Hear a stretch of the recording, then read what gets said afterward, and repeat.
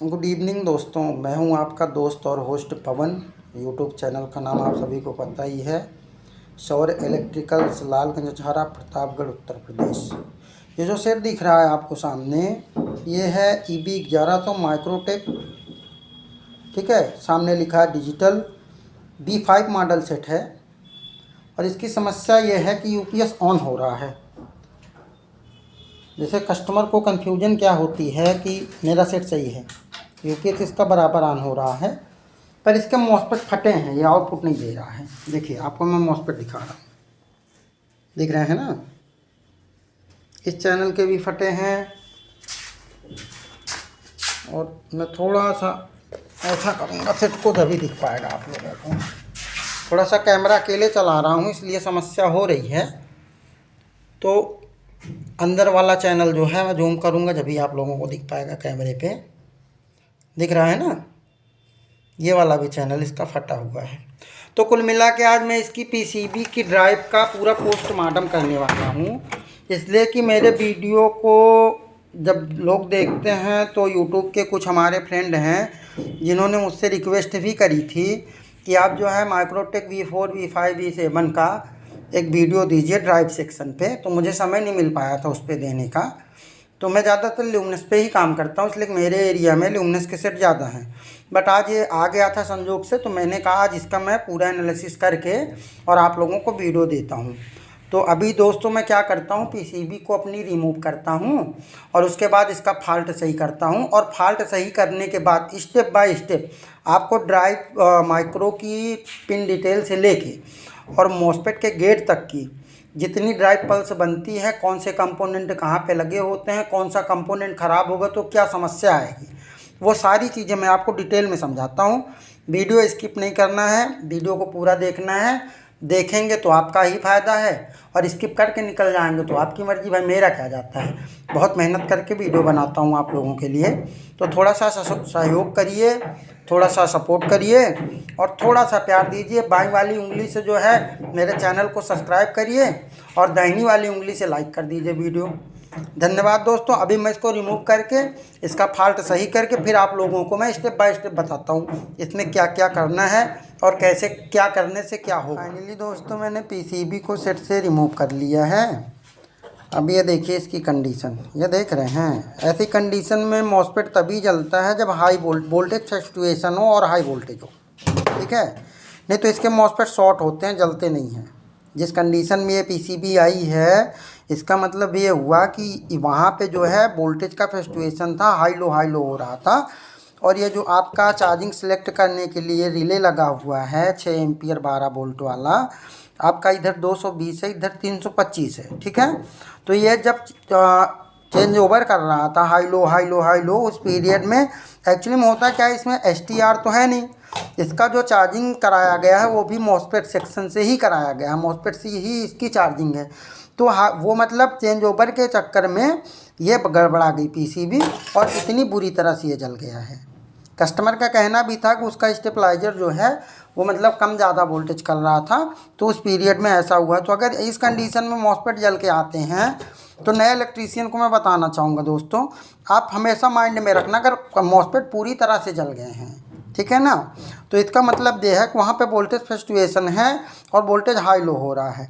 बाकी जो कंपनी 75 45 हो गए, P80 हो गए, P90 हो गए, NF 105 हो गया है ना, ये सारे 60 एम्पियर के मॉसफेट होते हैं। ये इतनी जल्दी फटते नहीं हैं, ये शॉर्ट होते हैं। और अगर फटे हैं तो इसका मतलब भाई आदमी कितना भी तगड़ा हो, है ना, पर उसका आप जब गला दबा दोगे तो मरेगा बंदा।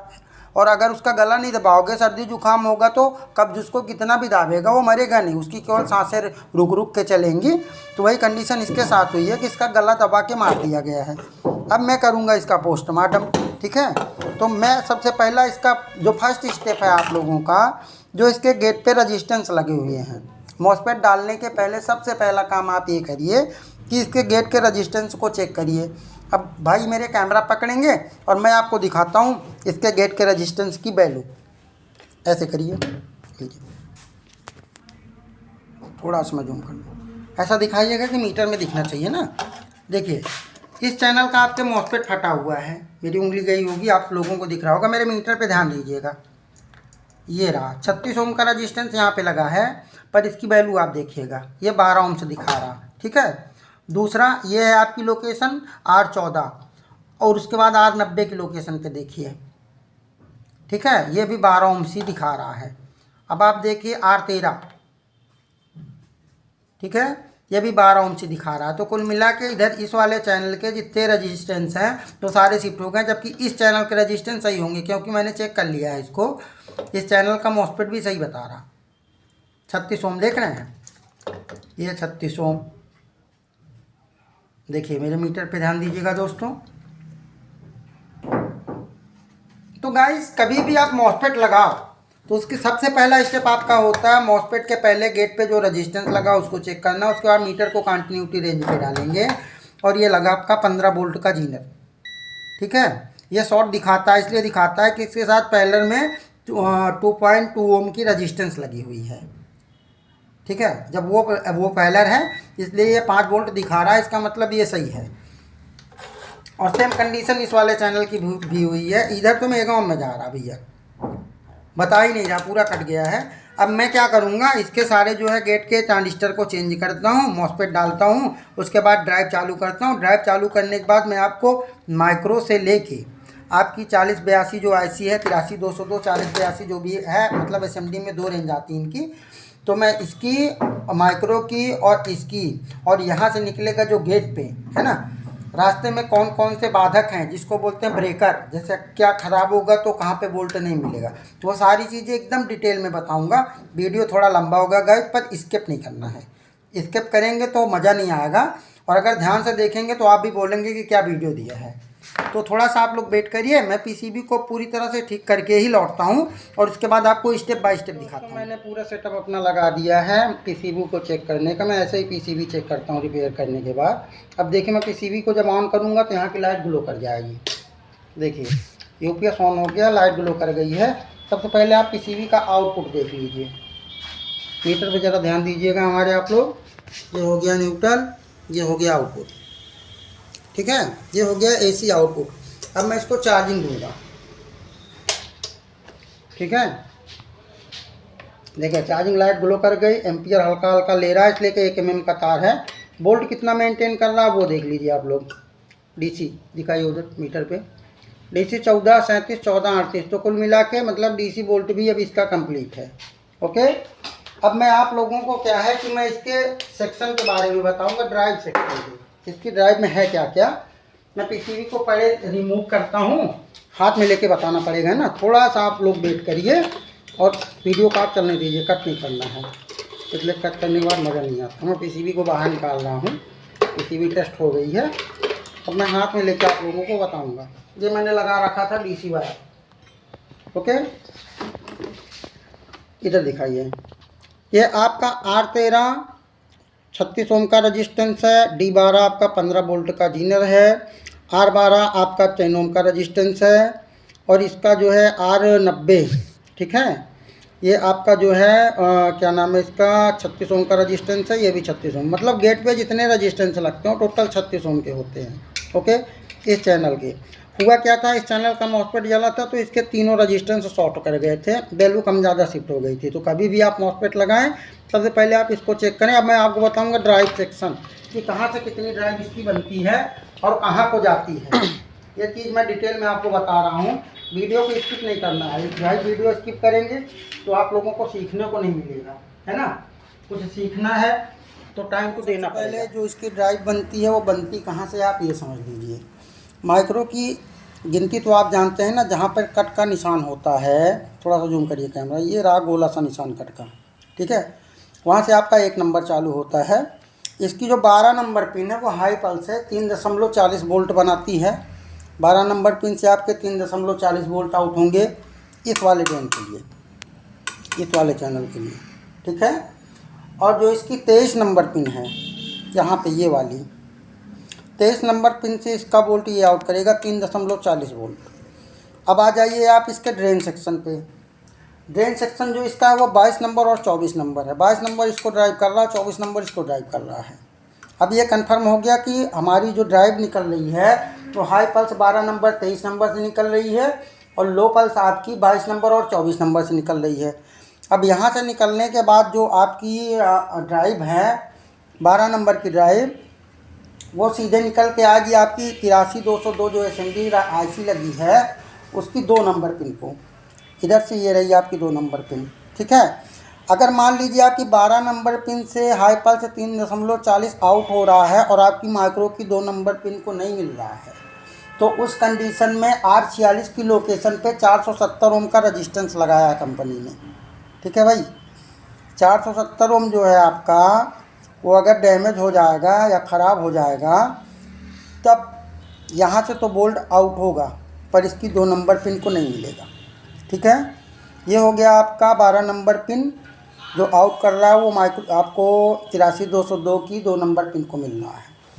अब आप आ जाइए 23 नंबर पिन पे। जो 23 नंबर पिन आउट कर रही है पल्स आपकी, वो आपके 83202 की 23 नंबर पिन जो आउट कर रही है वो 83202 की 3 नंबर पिन को जाएगा। ये रही 3 नंबर पिन। 3 नंबर पिन को आएगा सेम बोल्ट, वही 3.40 बोल्ट होगा। अगर यहाँ से बोल्ट आउट हो रहे हैं और यहाँ पे आपको 3 नंबर पिन पे बोल्ट नहीं मिलते हैं, तो उस कंडीशन में आपको R43 की लोकेशन पे लगा है 470 ओम का रजिस्टेंस, सेम वही है जो इस वाले पे लगा है, 470 ही ओम है। लोकेशन R43 है, उसको आप चेक करिए, चेंज करिए, आपको इसकी ड्राइवर IC की 3 नंबर पिन पे बोल्ट मिल जाएंगे। उसके बाद आपका जो लो पल्स आ रहा है वो आ रहा है 22 नंबर पिन से। 22 नंबर पिन जो ड्राइव कर रही है उसमें जो है ड्राइव से जैसे वहाँ से आपका 1.40 वोल्ट आगे निकलेगा, वो सीधे निकल के आपकी 7 नंबर पिन को आएगा इसकी ड्राइवर की। ये रही आपकी 7 नंबर पिन। अगर सपोज दैट आपका जो है 22 नंबर पिन से 1.40 वोल्ट आउट हो रहा है और आपको इसकी 7 नंबर पिन पे वोल्ट नहीं मिल रहे हैं, तब आपको चेक करना है R40 पे 470 ओम का रजिस्टेंस है।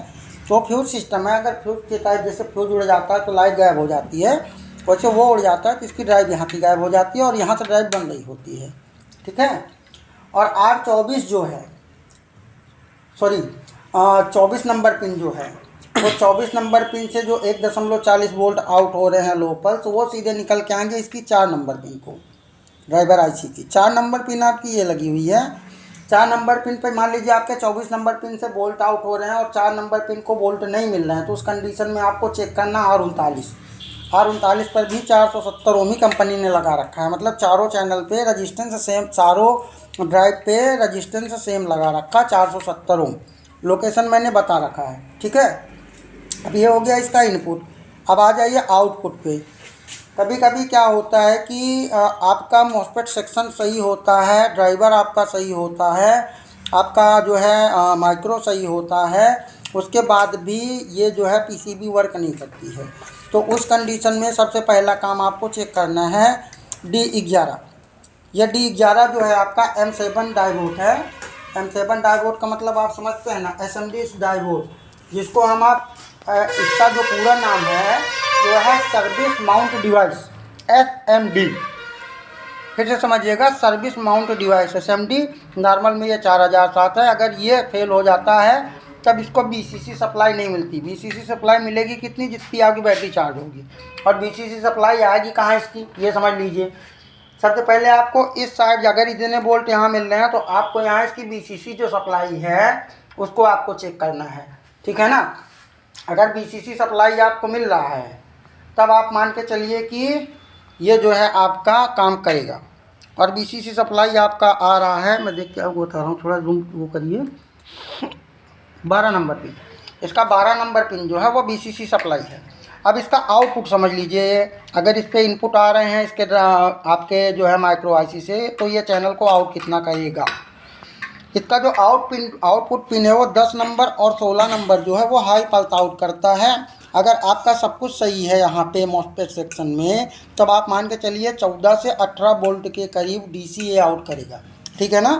और जो इसका लो पल्स आउट होता है, लो पल्स इसका आउट होगा 13 नंबर और क्या नाम है आपका 14 नंबर से, नंबर आपका लो पल्स है। तो ये तो हो गया कन्फर्म कि 10 और 16 हाई पल्स, 13 और 14 लो पल्स। अब आप आ जाइए इसके मॉस्फेट सेक्शन पे। मान लीजिए यहाँ से आपका बोल्ट जो है, आपने यहाँ पे सारी चीज़ें कर दी, आपने रजिस्टेंस इसके सारे चेक कर लिए, आपका यहाँ का रजिस्टेंस सही है और आपका ये 15 बोल्ट का जीनर सही है, फिर भी आपको जो है एक चैनल के बोल्ट दबे दबे से मिल रहे हैं या आपकी ड्राइव बूस्ट नहीं हो रही है, ठीक है, तब आपको उस कंडीशन में चेक करना है। ये आपका कैपेसिटर C16 लगा हुआ है, C17 लगा हुआ है, ठीक है, और ये आपका C5, ये जो है बूस्ट कैपेसिटर है। ये वाला इस चैनल को बूस्ट कराता है, ये वाला इस चैनल को बूस्ट कराता है, ठीक है। अगर आपका सब कुछ सही होगा तो एक बार में पीसीबी चालू हो जाएगी। अब मैं आपको इसकी ड्राइव दिखा देता हूँ। मेरी तो पीसीबी पूरी तरह से चालू है और जितना इसमें था वो मैंने आपको बता दिया। अब इसमें यह समझ लीजिए कि 36 ओम के अलावा क्या क्या लगते हैं। जो आपका पॉजिटिव सेक्शन है, ये R12 की लोकेशन पे 10K लगा है, R15 की लोकेशन पे भी 10K, इधर है R15 ये रहा आपका और R12 ये रहा आपका।